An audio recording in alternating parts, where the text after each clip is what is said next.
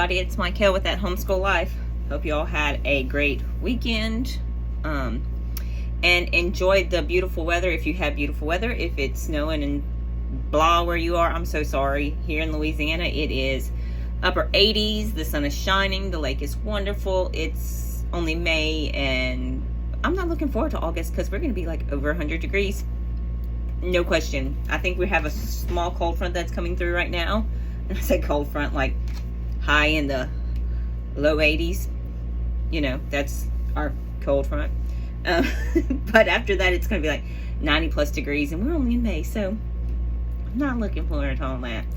All right, so I wanted to touch base. This is kind of for the new homeschoolers. So any of you new homeschoolers who are thinking about homeschooling and you're overwhelmed with curriculum, or overwhelmed with like, what are co-ops, or what are homeschool groups, and what is this and what is that?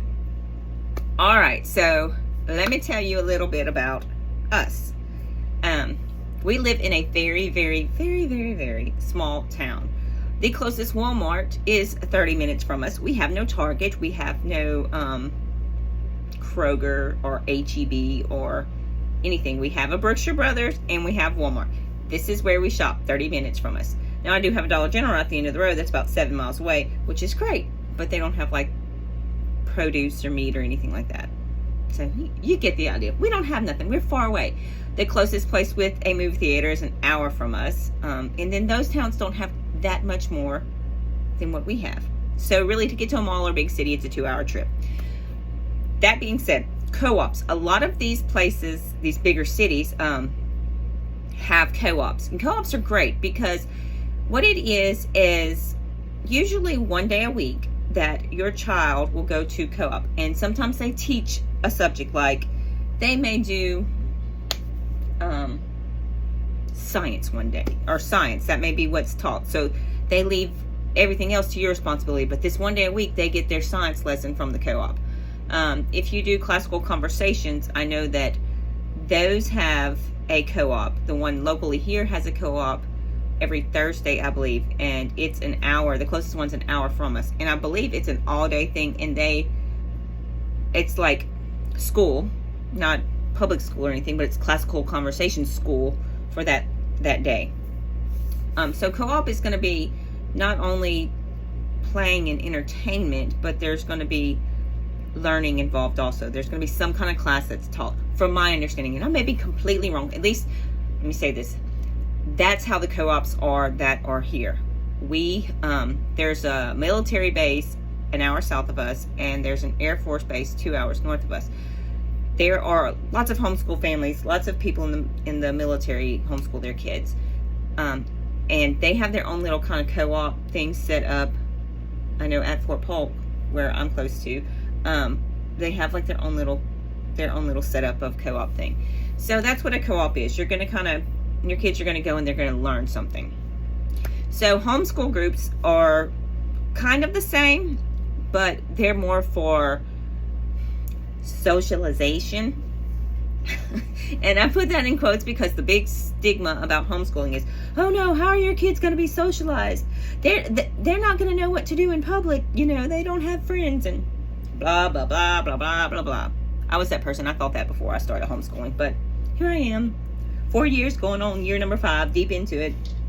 My kids do not have an issue with being socialized. Anyway, so a homeschool group is basically either a weekly meeting, a monthly meeting, an every so often meeting. However, the group is set up where kids and families get together and they do field trips that could be educational or just for fun. They do parties. They do game nights. It's a lot of fun. It's for the parents to socialize with other adults and the kids to socialize with other kids. Basically, we were in a homeschool group 2 years ago that met once a month for family game night, and we'd all bring a snack and everybody would get together. The kids would play and the adults could talk, and or the adults could play with the kids. It's just a whole lot of playtime. We did field trips, all things like that. A friend of mine and myself started our own homeschool group this past year. So this year, school year 21-22, we started our own homeschool group locally because we were finding that there were a lot of people south of us that homeschooled that weren't part of the military, because the military people, the military families kind of stick together. And there were a lot outside of, in that area that were outside of the military base, that wanted to participate in a homeschool group. And there's a lot locally in our parish that homeschool too. So we wanted to create our own group. So what we do is we have a monthly meeting, whether it is a field trip, a skate party, a park day, things like that. We set it up. We post it. We have a Facebook page. We post it on there. If you're a member of our homeschool group, you'll get the notification.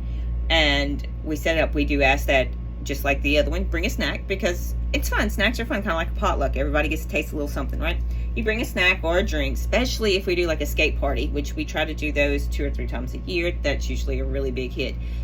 Bring a snack or a drink that you can share with everybody, like a party, and the kids get to play, the parents get to play. Me, I get out on the skating rink and some rollerblades and act like I'm not 40 years old. But it is what it is. You just have fun, and we always have a good time. So that's kind of the difference between a co-op and a homeschool group. Sometimes there are dues for these. Right now, for my personal group, we don't charge dues because we're just starting. We have to get a better feel of everything before we decide to start charging a yearly fee. And all the yearly fee would be, like, and this is in most groups, all the yearly fee would be to cover like paper plates or tablecloths or games for the game nights, things like that, or renting of the building that we're going to use, things like that.